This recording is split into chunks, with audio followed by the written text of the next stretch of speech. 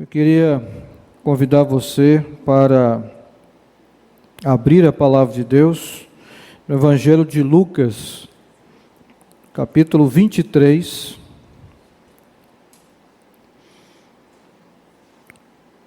Nós vamos ler a partir do verso 50 ao verso 56.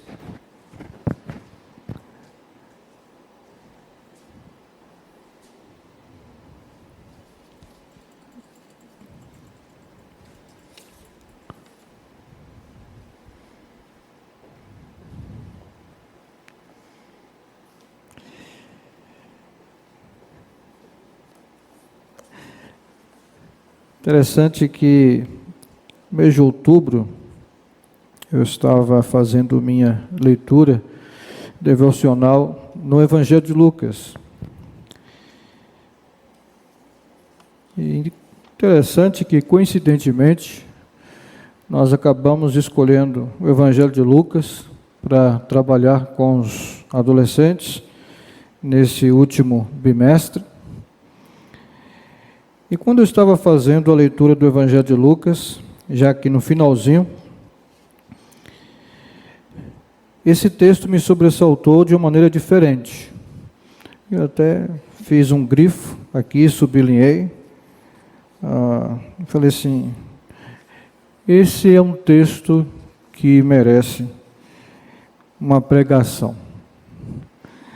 E chegou a hora de nós trabalharmos esse texto aqui.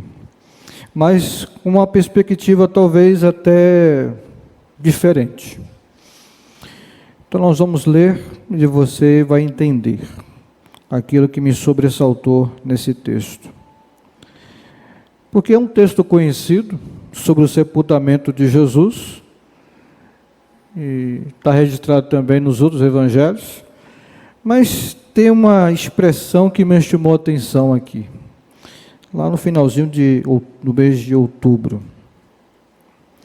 Havia um homem chamado José, membro do conselho, ou a Suprema Corte Judaica, diríamos assim, o STF judaico, homem bom e justo, nos faz lembrar de Barnabé, que não tinha consentido na decisão e no procedimento dos outros membros do conselho, que haviam decidido crucificar Jesus. E o texto diz que José de Arimateia, ele era da cidade de Arimateia, na Judéia, sul de Israel, e ele esperava o reino de Deus. Dirigindo-se a Pilatos, pediu o corpo de Jesus. Então, desceu, envolveu no lençol de linho e o colocou num sepulcro cavado na rocha, no qual ninguém ainda fora colocado. Era o dia da preparação da Páscoa e estava para começar o sábado. As mulheres que haviam acompanhado Jesus desde a Galileia seguiram José e viram o sepulcro e como o corpo de Jesus fora colocado nele. Em seguida, foram para casa e prepararam perfumes e especiarias aromáticas e descansaram no sábado, em obediência ao mandamento, que o mandamento é guardar o sábado. Vamos orar? Queria que você curvasse a sua cabeça e pedisse para Deus falar com você nesta noite, porque Ele já falou comigo e acredito que Ele vai renovar a sua palavra no meu coração também. Senhor, muito obrigado por esta noite, pela Tua palavra, e que a mesma possa encontrar lugar no nosso coração. Que esta palavra renove a nossa fé e a nossa esperança. Em nome do Senhor Jesus Cristo, nós oramos gratos. Amém. Desde os tempos antigos, até mesmo na era pré-cristã, tanto os poetas quanto os videntes ansiavam por um mundo ideal. Hesíodo, por exemplo, o poeta grego, sonhava com uma era perdida, uma chamada Idade do Ouro. Ele sonhava com esse tempo bem distante, mas ele nunca vivia o presente, sempre projetando esse mundo ideal para o futuro que nunca chegou e que nunca chegaria. Isso me faz representar exatamente a vida de muitas pessoas que sempre pintam um quadro ideal, de um futuro ideal, de uma vida ideal para elas, mas nunca vão atrás desse futuro. Estão sempre vivendo no futuro ideal e nunca trabalham no presente real. Então essa poesia de Hesíodo, onde ele projeta um futuro ideal, um mundo ideal, que nunca chega e faz com que ele fique preso no futuro ideal e não trabalhe no presente real. Talvez represente a vida de muitas pessoas no mundo de hoje. Estão sempre sonhando, ou até mesmo orando, por um mundo ideal, um casamento ideal, uma família ideal, uma igreja ideal, mas não trabalham com o que tem no real, para tornar o ideal real. Se pensarmos, por exemplo, também Platão, no seu livro A República, ele também imaginava um estado ideal, mas tão ideal que ele mesmo escrevera já no final do seu livro. Era um ideal, um estado ideal que jamais poderia ser concretizado porque era idealizado demais. É a mesma coisa a nossa Constituição 88. Ela foi muito idealizada. Mas na realidade, na prática, as coisas não estão acontecendo como nós idealizamos há 30 anos atrás. E pensar também que o poeta Virgílio cantou sobre alguém que libertaria o mundo de seus sofrimentos e por meio de quem o grande curso das eras começaria de novo. Eu não sei, mas Virgílio parece-me que está mais próximo do cristianismo, mesmo ele ter vivido uma era antes de Cristo, mas parece-me que Deus está colocando aqui exatamente essa necessidade do homem de redenção. E Virgílio, esse poeta, ele canta alguém que libertaria o mundo dos seus sofrimentos, e na visão cristã, essa pessoa tem nome, e o nome dele é Jesus. Amém? Agora, e a fé bíblica? Tem um mundo ideal? Tem uma sociedade ideal? Tem. A fé bíblica retrata esse mundo ideal, esse mundo dos sonhos, que foi cantado, poetizado e idealizado por poetas e filósofos no passado. A Bíblia chama de reino de Deus. Amém? O mundo ideal que os homens desejam, a cidade ideal, que inclusive foi escrita por Santo Agostinho, é chamado de o reino de Deus. Os profetas do Antigo Testamento anunciaram um dia em que os homens viveriam juntos em paz. O profeta Isaías, por exemplo, no capítulo 2, no verso 4, ele diz que Deus julgará entre as nações e resolverá contendas de muitos povos. Eles farão de suas espadas arados e de suas lanças foices. Uma nação não mais pegará em armas para atacar outra nação. Elas jamais tornarão a preparar-se para a guerra. É coisa para a gente aplaudir, não é verdade? Quando que isso vai acontecer, gente? Nesse momento estão acontecendo dezenas de guerras pelo mundo. Mas a palavra de Deus, na boca do profeta Isaías, 700 anos antes de Cristo, está dizendo: vai chegar o tempo que as nações vão transformar as suas armas de guerra em paz. Eles vão trabalhar, eles vão plantar, eles vão colher. Nunca mais eles vão levantar as suas mãos para matar as pessoas. Isso é o reino de Deus em toda a sua plenitude. Em Isaías capítulo 11, verso 6, o profeta nos mostra que não só os problemas da sociedade humana serão resolvidos, mas também não existirão mais os males do ambiente físico do homem, a tal ponto que Isaías diz que o lobo viverá com o cordeiro. Só no reino de Deus uma coisa dessa, porque o próprio Jesus diz que o lobo, ele quer comer as ovelhas. Isaías continua dizendo que o leopardo se deitará com o bode, o bezerro, o leão e o novilho gordo pastarão juntos. E o leão não vai comer o novilho, mas vão comer juntos, pastarão juntos. A Bíblia então promete paz, proteção e segurança. E tudo isso foi prometido para um futuro feliz, que a palavra de Deus chama de reino de Deus. José de Arimateia esperava esse reino. Ele era um membro importante no conselho, na alta corte de justiça judaica. Certamente ele não estava presente no julgamento de Jesus, como Nicodemos também não.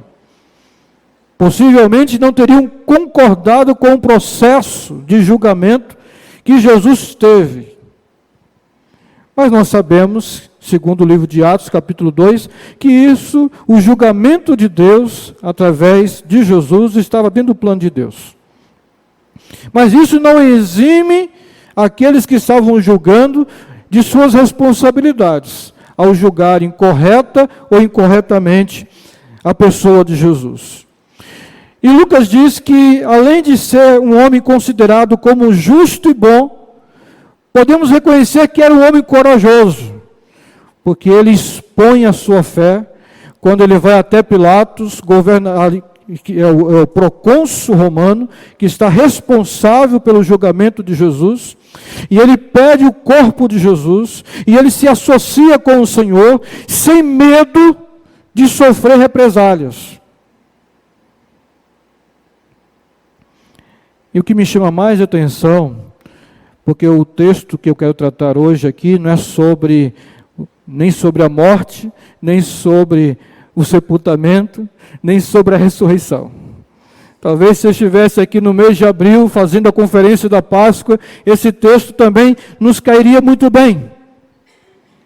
Mas o que me chama a atenção é o verso 51, de Lucas capítulo 23, que diz que esse homem, da cidade de Arimateia, do sul de Israel, da região da Judéia, um homem nobre, importante, um homem rico, um homem bom, um homem justo, um homem que tinha alcançado todas as expectativas sociais, culturais, econômicas, ele tinha uma esperança. A esperança dele era o reino de Deus. José de Arimateia esperava o reino de Deus. Qual era a relação de Jesus com o reino de Deus? Você sabia que o reino de Deus foi o tema central da mensagem e do ensino e da missão de Jesus?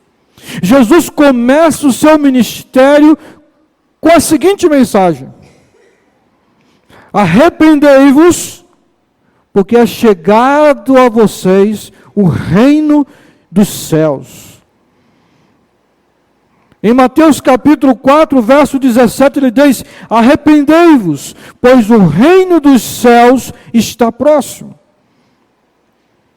Então ele está dizendo: olha, vocês que estavam esperando o reino de Deus, chegou a hora. de demonstrarem que de fato vocês querem entrar por este reino. O que temos que fazer? Nos arrependermos dos nossos pecados e crermos no Evangelho.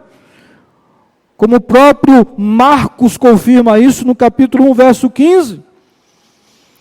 Jesus ensinava, e os seus ensinos visavam ensinar aos homens como entrar no reino de Deus.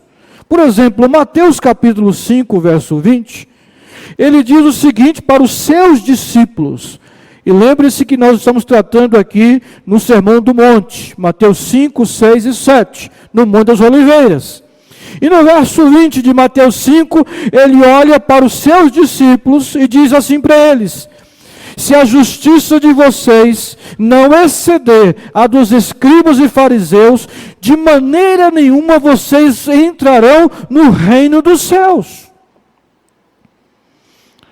E advertindo aos seus discípulos acerca dos falsos mestres e dos falsos profetas, que viriam em seu nome e fariam até mesmo milagres. Ele disse, olha, em Mateus capítulo 7, verso 21, nem todo aquele que me diz, Senhor, Senhor, entrará no reino dos céus, mas apenas aquele que faz a vontade de meu Pai, que está nos céus. Então ele está ensinando para os discípulos como entrar no reino e como permanecer no reino de Deus. Mateus 5, 6 e 7, que é o Sermão do Monte, trata do caráter daqueles que estão no reino de Deus, dos filhos do reino de Deus. Mas não somente o reino de Deus foi prioridade no início do seu ministério, não somente ensinou sobre o reino de Deus, mas as suas obras, inclusive curar os enfermos, tinham o propósito de manifestar o reino de Deus. Em Mateus capítulo 12, verso 28, está escrito, mas se é pelo Espírito de Deus que eu expulso demônios, então chegou a vocês o reino de Deus. Por que ele está dizendo isso? Os fariseus estão acusando Jesus de expulsar demônios por meio do príncipe dos demônios. E aí no Evangelho de Marcos, que também trata dessa situação, não precisa colocar isso aí não, tá querido? Fica despreocupado. Jesus fala, olha, se eu estou expulsando demônios por meio do príncipe dos demônios, a casa de Satanás está dividida. E ela não vai subsistir, vai ruir. Mas se é pelo Espírito de Deus que eu expulso demônios, então o reino de Deus chegou até vocês. Isso é interessante porque João Batista, quando estava preso, teve uma dúvida. Será que Jesus é mesmo o Messias, o Salvador? E ele mandou discípulos dele perguntar isso para Jesus. E Jesus respondeu da seguinte forma para João, diga a João, que os cegos estão vendo, os surdos estão ouvindo, os mudos estão falando, os demônios estão sendo expulsos, e os mortos estão ressuscitando, e as obras de Deus estão sendo feitas. Ou seja, o reino de Deus chegou. Amém? Chegou. E não tem como voltar mais atrás. É por isso que os demônios, quando eles veem Jesus, e a gente percebe isso, e quem trabalha o curso A Jornada, no Evangelho de Marcos, está muito familiarizado com essa história que eu vou contar aqui agora, mas no capítulo 1, por exemplo, do Evangelho de Marcos, quando Jesus chega ali em Gadara, e ele está expulsando demônios no capítulo 5, os demônios estão dizendo assim, por que vieste nos destruir? Sabemos quem tu és o Filho do Altíssimo, tu és o Santo. E Jesus repreendia os demônios, amarrava a boca deles, porque ele sabia que essa não era a hora de revelar tudo aquilo que ele era e o que veio fazer. Ele estava começando o seu ministério. Certamente os fariseus e sacerdotes já teriam eliminado ele no início. Então, o reino de Deus chegou. Jesus inaugura de uma vez por todas o reino de Deus de uma maneira apropriada na terra, no mundo. E eu acho interessante. Qual é a oração mais conhecida? Qual é a oração mais conhecida? O Pai Nosso. No centro da oração do Pai Nosso, além de pedirmos pelas nossas necessidades físicas, emocionais, materiais, nós somos ensinados por Jesus a orar o quê? Venha o teu reino. Seja feita a tua vontade, assim na terra, como é feita no céu. No centro da oração que Jesus ensinou, está a nossa oração para que o reino venha, mas venha com força, e venha com plenitude, e venha aqui e agora. Na última ceia, Jesus reuniu seus discípulos, Evangelho de Lucas, capítulo 22, e ele diz o seguinte para esses discípulos, nos versos 29 e 30, eu lhes designo um reino, ou seja, eu os chamei para um reino, assim como meu Pai o designou a mim, ou seja, o reino que o Pai me deu, eu estou dando a vocês, para que vocês possam comer e beber à minha mesa no meu reino. Aqui está falando do reino que virá, na sua totalidade, na sua plenitude. E por fim, Jesus prometeu voltar à terra para trazer a bem-aventurança do reino de Deus para todos aqueles para quem foi preparado o reino de Deus. Em Mateus 25, que é um texto que fala sobre o juízo de Deus sobre todos os homens, ele diz assim nos versos 31 e 34, quando o Filho do Homem vier em sua glória, com todos os seus anjos, assentar-se-á em seu trono na glória celestial. Verso 34, então o rei dirá aos que estiverem à sua direita, venham benditos do meu Pai, recebam como herança o reino que lhes foi preparado desde a criação do mundo. Esse reino de Deus não é uma ação, um projeto de improviso, mas desde a fundação do mundo, Deus já tinha estabelecido o seu reino entre os homens. Esse era o seu propósito.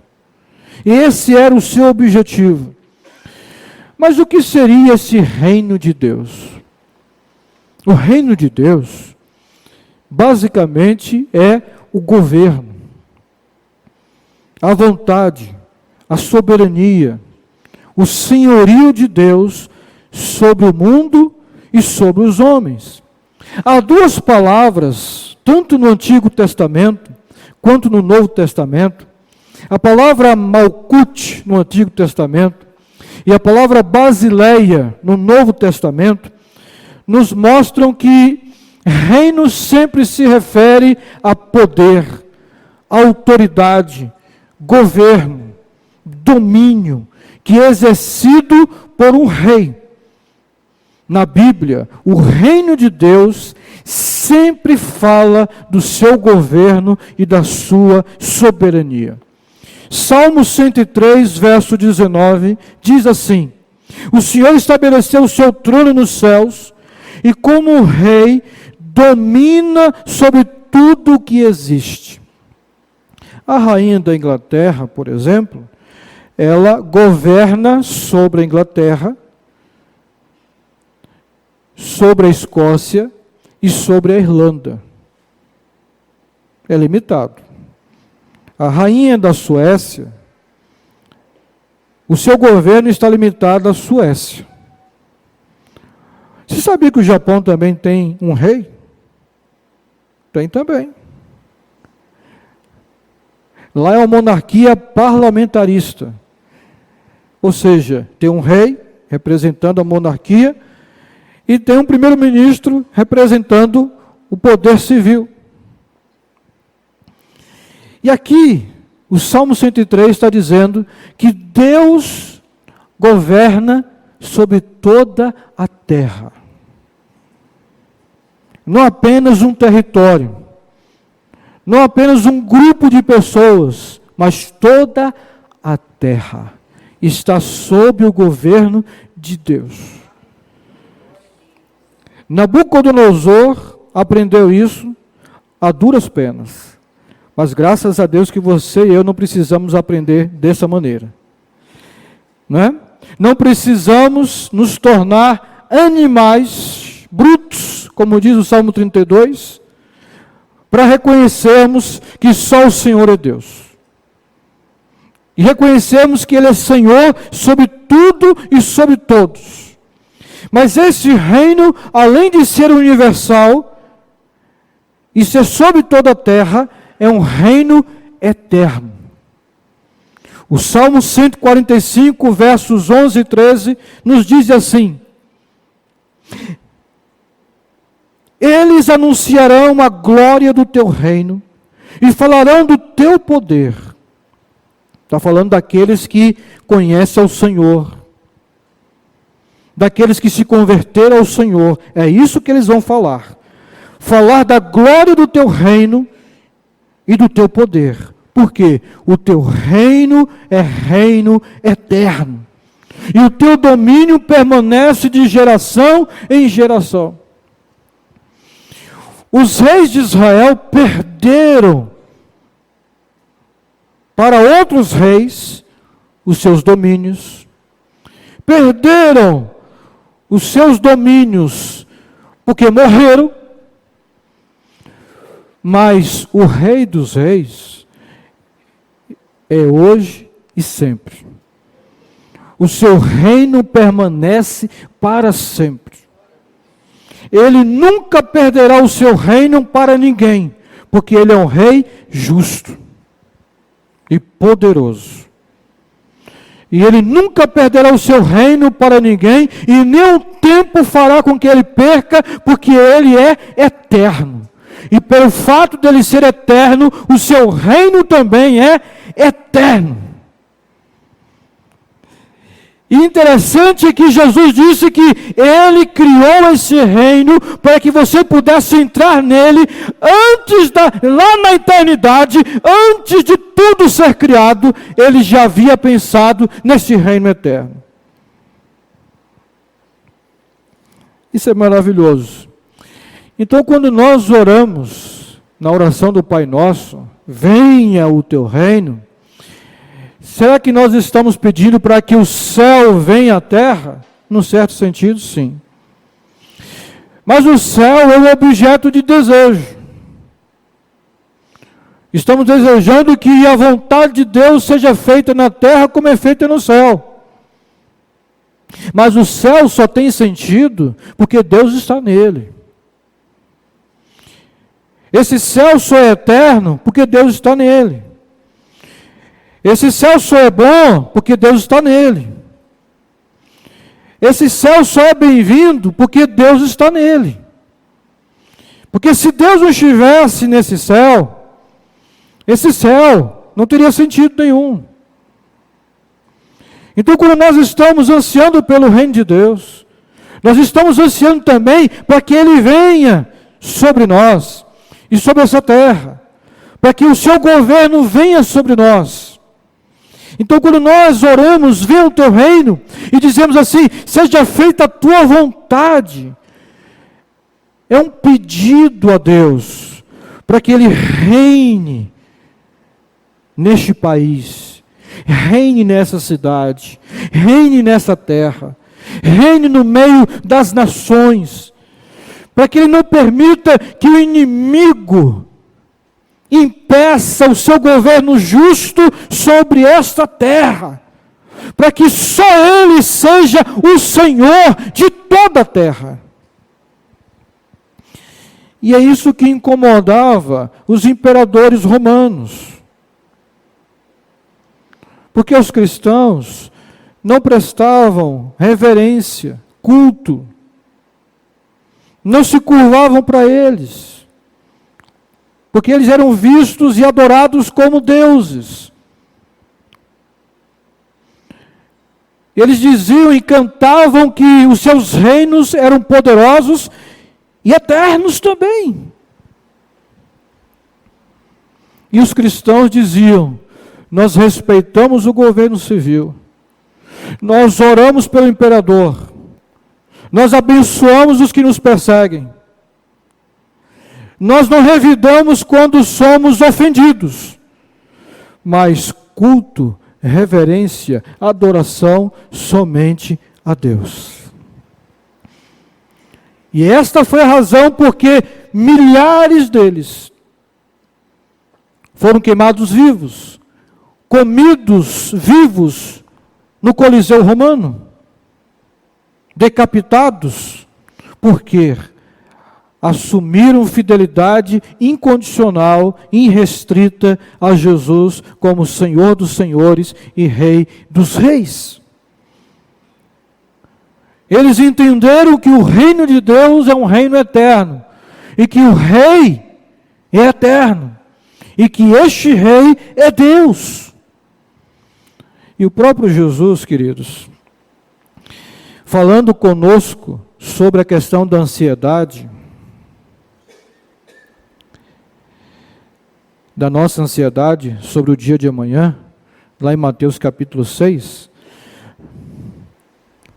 quando ele diz que nós não devemos estar ansiosos, por nada, e olharmos para as coisas que Deus criou e que Ele sustenta pelo seu poder e pela sua bondade. Ele diz assim no verso 33, buscai primeiro o reino de Deus e a sua justiça, e as demais coisas vos serão acrescentadas. Veja que, como eu disse no início, o reino de Deus sempre esteve no centro da mensagem do ensino de Jesus. Quando ele percebeu que os discípulos estavam demonstrando um comportamento pagão, ansiosos acerca do amanhã, do futuro, de um reino para ser estabelecido aqui e agora, ali, na base da guerra, do confronto político, da guerra armada, e ele diz: olha, despreocupem-se com isso, procure o reino de Deus, a sua justiça, e as outras coisas serão acrescentadas para vocês. Ou seja, faça do reino de Deus a sua prioridade. Algumas pessoas dizem assim, gente inteligente, gente que entendeu qual é o lugar do trabalho e qual é o lugar do dinheiro na sua vida. Gente que já está resolvido acerca dessas coisas. Gente que diz o seguinte: quando você trabalha,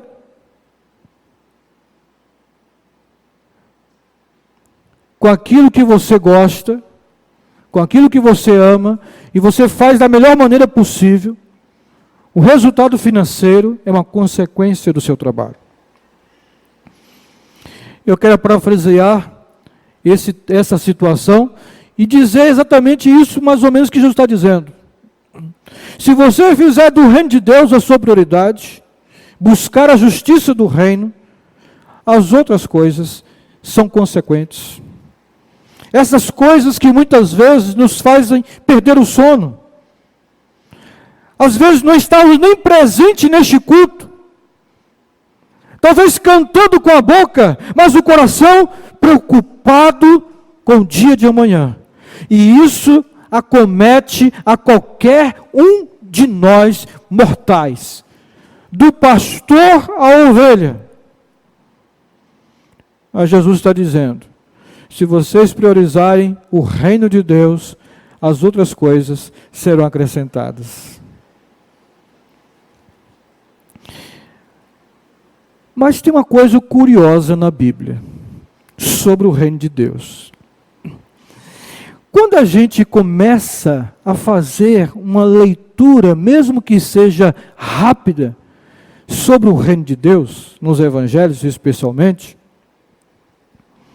a gente vai descobrindo que Jesus ora fala de um reino que já chegou, que está aqui e agora, mas parece que também fala de um reino que vai chegar, que virá, futuro. Eu acho isso fantástico, maravilhoso, esse paradoxo. Sabe por quê?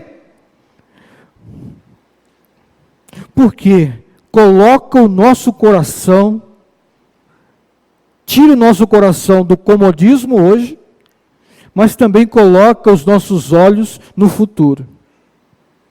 Ou seja, quando eu penso que o reino de Deus já chegou, e aqui e agora, eu sou desafiado a viver como cidadão do reino de Deus, vivendo as bênçãos do reino de Deus também, aqui e agora, e expressar o caráter dos filhos do reino também,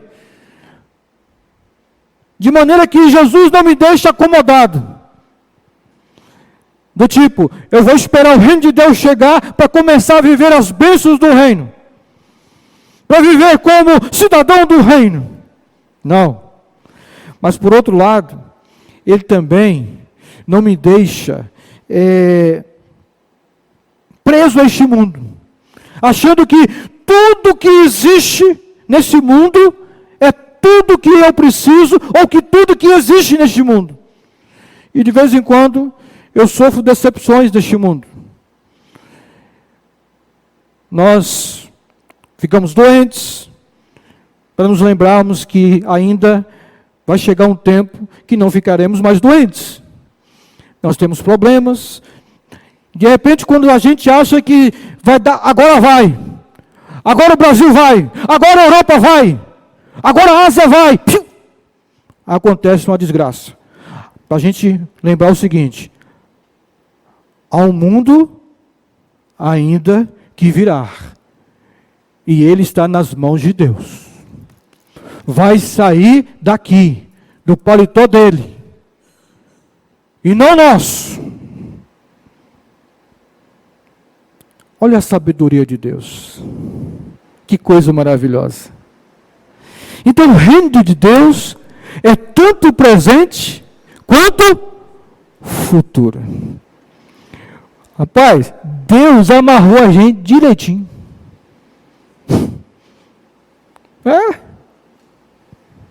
Amarrou mesmo, no bom sentido. Então, ele é a realidade espiritual presente. Em Romanos 14, 17, os irmãos estão lá preocupados, se pode comer isso, pode comer aquilo. Tinha gente mais forte, mais fraco. Gente que comia carne, gente que não comia. Aí chega um certo momento da carta, em que Paulo, no capítulo 14, verso 17, vocês estão aí preocupados com isso. Eu quero dizer para vocês o seguinte: o reino de Deus, Vanderlei, amém? Não é comida e nem bebida, mas é paz, justiça e alegria no Espírito Santo. Então, retidão, ou seja, justiça, paz e alegria, são frutos do Espírito Santo, que todo cristão recebe quando nasce de novo, porque o Espírito Santo vem habitar nele. Então, o reino de Deus que não vem com aparência humana, o reino de Deus que não é comida e bebida, não pode ser definido apenas por essas categorias, mas esse reino que é paz, justiça e alegria no Espírito Santo, já pode experimentar a paz de Deus que excede todo entendimento, a retidão de Jesus Cristo e a alegria do Espírito Santo, você pode experimentar em nome de Jesus. Você não precisa ficar esperando Jesus voltar para começar a experimentar o fruto do Espírito. Mas por outro lado, o reino é uma herança que Deus concederá ao seu povo quando Cristo vier na glória ou em glória. Já citamos esse texto aqui em Mateus 25, 34, que quando Jesus vier, o Senhor vai colocar, né, os filhos do reino à direita e os incrédulos à sua esquerda. E dirá aos filhos do reino: vinde benditos do meu Pai para o reino que está preparado para vocês antes da criação do mundo. Então o reino é um domínio no qual os seguidores de Cristo também já entraram. Não é que vão entrar, já entraram. Em Colossenses capítulo 1, verso 13, Paulo escreveu que Deus nos resgatou do domínio das trevas e nos transportou para o reino do seu Filho amado. Então, os salvos, os redimidos em Cristo Jesus, já estão no reino de Cristo. Não é que vão entrar, já entraram. Você já entrou, querido? Amém? Quando a gente entra, Cristo nos liberta do poder de Satanás. E agora estamos debaixo do poder de Cristo. Mas por outro lado, esse reino também é um domínio futuro no qual precisamos entrar quando Cristo voltar. Olha só, já entramos e vamos entrar. Olha o paradoxo, mas é maravilhoso. Isso nos tira da zona de conforto, do comodismo. Você entendeu? Olha a epístola de Pedro, a segunda carta de Pedro, capítulo 1, verso 11, ele diz que haverá um dia futuro em que serão ricamente providos, né, os redimidos, serão providos quando entrarem no reino eterno de nosso Senhor e Salvador, Jesus Cristo. Então, nós já entramos no reino de Deus, no reino de Cristo, conforme Paulo, Colossenses 1,13, mas Pedro, então, ele vai ampliando isso, ele vai estendendo a ideia e dizendo: ainda vamos entrar mais, vamos entrar de uma vez por todas, já entramos, mas entraremos. E Jesus também se referiu ao reino de Deus como um evento futuro. Mateus 8,11. Eu lhes digo que muitos virão do Oriente e do Ocidente, do Leste e do Oeste, e se sentarão à mesa com Abraão, Isaque e Jacó no reino dos céus. Interessante que, uma curiosidade aqui, Mateus trabalha muito o reino dos céus, a expressão reino dos céus. E quando você vai ler no Evangelho de Lucas, ele chama de reino de Deus. Isso é uma curiosidade. Então Jesus está dizendo: olha, virão pessoas de todos os cantos, do norte e do sul, do leste e do oeste, e vão se assentar à mesa, junto com Abraão, Isaque e Jacó. Mas por outro lado, quando os fariseus ficaram perguntando para Jesus: você diz que é rei? Aonde está o seu domínio? Onde você governa? Qual é o seu território? Por quê? Porque o território da rainha Elizabeth é a Grã-Bretanha, não é? Mas qual é o território de Cristo? É o mundo. Então Jesus respondeu da seguinte forma para os fariseus. Lucas capítulo 17, verso 20 e 21. O reino de Deus não vem de modo visível, nem se dirá: aqui está ele, ou lá está. Por quê? Porque o reino de Deus já está entre vocês. Amém? O reino de Deus já está aqui. Ele está dizendo, é uma experiência que começa no interior do homem. quando você ouve o Evangelho e crê em Jesus, a Bíblia diz, Jesus prometeu para a mulher samaritana, e rios de águas vivas fluirão do seu interior. Você começa a experimentar o reino de Deus agora. E o reino de Deus, ele entrou em tudo que é lugar nos dias de Jesus. Começou pela Galileia, foi para a Judéia, chegou em Jerusalém, entrou no palácio de Herodes. O reino de Deus cruzou as fronteiras de Israel, foi para Tiro, para Sidom. O reino de Deus, através da pregação do Evangelho, da igreja primitiva, avançou muito mais, a tal ponto que quando Paulo está encerrando a sua carta aos Filipenses, ele diz assim: saudai aos santos na casa de César. Até mesmo o irmão do imperador creu em Jesus Cristo como seu Salvador. O reino de Deus, ele entrou nos palácios de Roma.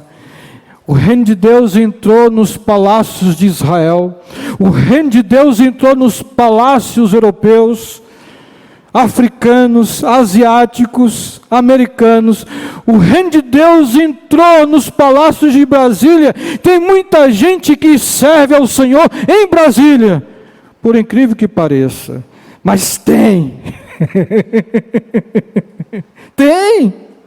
O reino de Deus entrou nas ruas dessa cidade. O reino de Deus agora está correndo como as águas estão correndo no subterrâneo deste bairro. O reino de Deus está entrando agora em casas, em famílias, em lares, em homens e mulheres.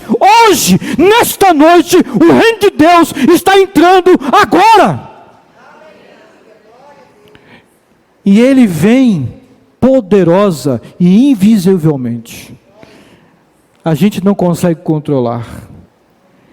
Ele vai tomando tudo, como a raiz de uma grande árvore. E como nós lemos nesta noite, que o próprio Senhor assemelhou o seu reino a uma grande árvore, que cresce, cujos galhos, cujas folhas servem de aconchego para os pássaros. Assim é o reino de Deus. Todos aqueles que buscam a Jesus encontram apoio, proteção, guarida, alimento, sustento. Então, o reino é uma realidade espiritual. Mateus 12, verso 28. A palavra de Deus nos diz assim: mas se é pelo Espírito de Deus que eu expulso demônios, o reino de Deus chegou a vocês. Mas também uma bênção futura. 1 Coríntios capítulo 15, verso 50, quando Paulo está falando sobre a ressurreição dos mortos. Ele diz: irmãos, eu lhes declaro que carne e sangue não podem herdar o reino de Deus, nem o que é perecível pode herdar o imperecível. Ele está dizendo, quando o reino de Deus vier em toda a sua plenitude, os nossos corpos serão transformados de corpos perecíveis em corpos imperecíveis, corpos gloriosos, poderosos. Esse reino de Deus é uma bênção espiritual redentora, conforme Romanos 14, 17, que já citei nesta noite, porque o reino de Deus não é comida nem bebida, mas paz, justiça e alegria no Espírito Santo, e que só pode ser experimentado por aquele que nasceu de novo. Jesus disse a Nicodemos no Evangelho de João, capítulo 3, verso 3, em resposta, Jesus declarou: digo-lhes a verdade, ou digo-lhe a verdade, ninguém pode ver o reino de Deus se não nascer de novo. Para Jesus é condição sine qua non, inegociável, que para você ver e entrar no reino de Deus, compreender o reino, entrar no reino, fazer parte do reino, precisa nascer de novo. E somente o Espírito Santo faz isso. E graças a Deus que o Espírito Santo faz isso, porque se ele não fizesse, todos nós estaríamos excluídos do reino. E por isso que você está aqui nesta noite. Porque um dia o Espírito Santo produziu a mudança no seu coração. Tirou o coração de carne, aliás, de pedra, e colocou de carne. O meu coração não era de carne, pastor? Era. Estou falando do coração espiritual. Essa é a metáfora de Ezequiel 36. Tirarei o coração de pedra e colocarei um coração de carne, quando derramar do meu Espírito. Mas esse reino, que pode ser experimentado aqui agora, tem a ver também com as nações do futuro. Apocalipse capítulo 11, verso 15 diz que o sétimo anjo, olha, a sétima trombeta, que é a mais poderosa de todas, tocou a sua trombeta e houve altas vozes no céu que diziam: o reino do mundo, gente, vamos dizer juntos? Vamos falar juntos? O reino do mundo se tornou de nosso Senhor e do seu Cristo, e ele reinará para todos sempre. Mais uma vez, e o reino do mundo se tornou do nosso Senhor e do seu Cristo, e ele reinará para todos sempre. Agora feche os olhinhos e recita comigo: o reino deste mundo se tornou do nosso Senhor e do seu Cristo, e ele reinará para todo o sempre. Diga só você com o olho fechado. Vamos lá?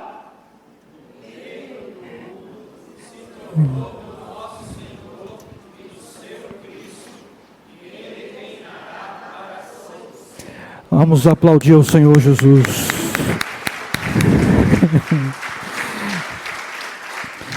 A maior ambição de Alexandre o Grande era ser senhor de todo mundo. Morreu aos 33 anos. E Cristo morreu aos 33 anos para salvar todo mundo, para que todo aquele que nele crê não pereça, mas tenha vida eterna. Só o reino do mundo será do Senhor e de mais ninguém. De mais ninguém. O reino é um domínio no qual os homens entram agora. Mateus 21, 31. Qual dos dois fez a vontade do Pai? O primeiro, responderam eles. Jesus lhes disse: digo-lhes a verdade, os publicanos e as prostitutas estão entrando antes de vocês no reino de Deus. Por que Jesus está falando isso aqui? Para quem? Para os fariseus. Porque eles chegaram para Jesus e disseram assim: você é qualquer um, Jesus. Por quê? Não, você entra na casa dos publicanos e pecadores, você come com eles, bebe com eles, você é muito sociável. Aí Jesus fala para eles assim: olha, vocês sabiam que esses publicanos e pecadores estão entrando no reino de Deus primeiro que vocês? Sabe por quê? Porque vocês se julgam bons demais. E esses aqui se julgam maus demais. E eu vim para os maus. Eu vim para os doentes. Eu vim para os injustos. É por isso que eles estão entrando primeiro do que vocês no reino de Deus. Então eles já estavam entrando no reino de Deus. Interessante que lá na cruz ele disse isso para aquele homem arrependido, né? O ladrão.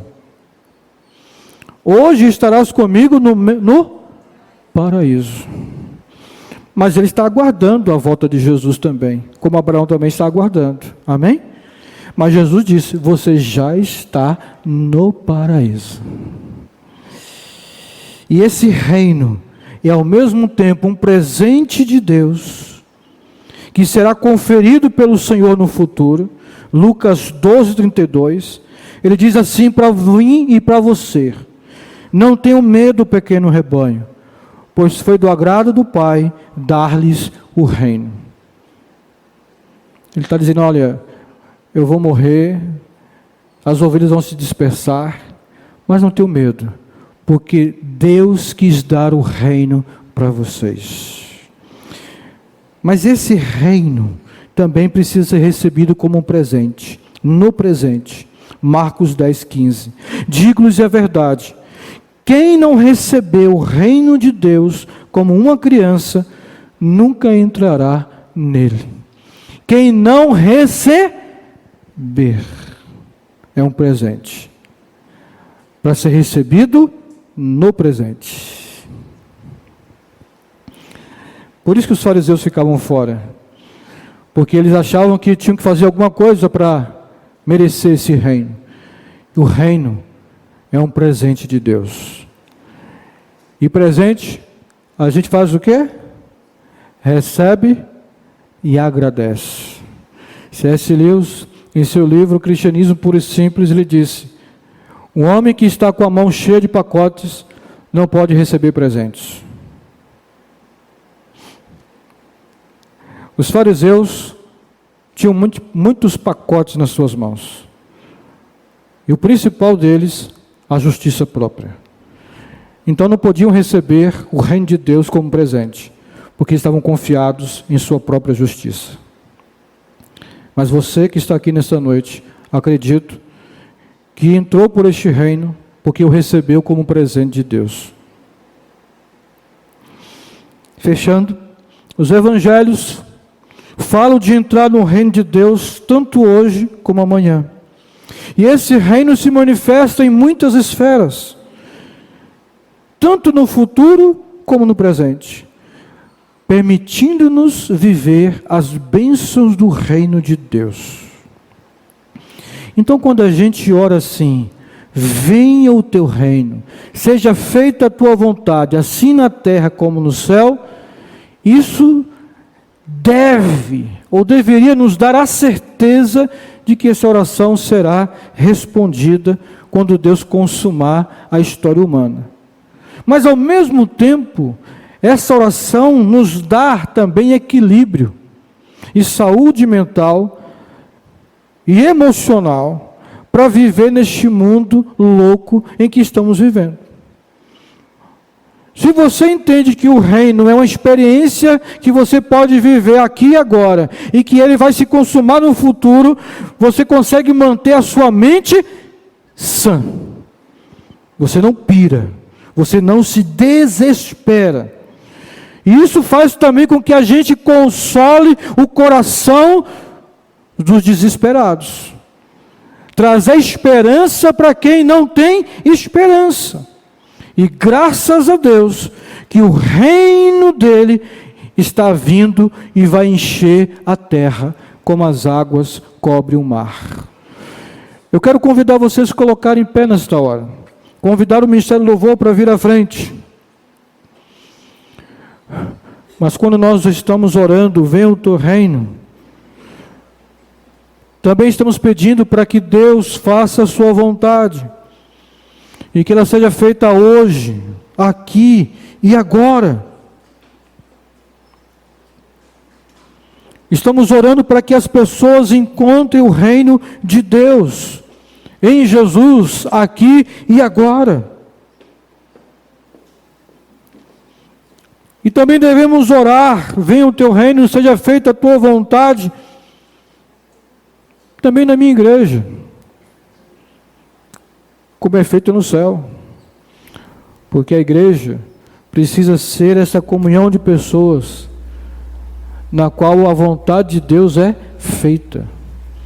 A igreja precisa, apesar de nós, ser um pedacinho do céu, uma antessala do céu.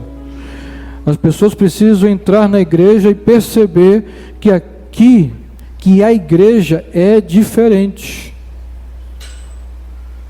do mundo.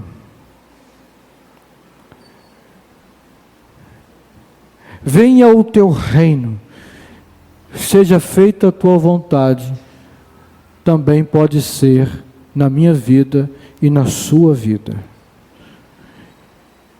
Venha o teu reino e que seja feita a tua vontade na minha vida. Podemos orar isso?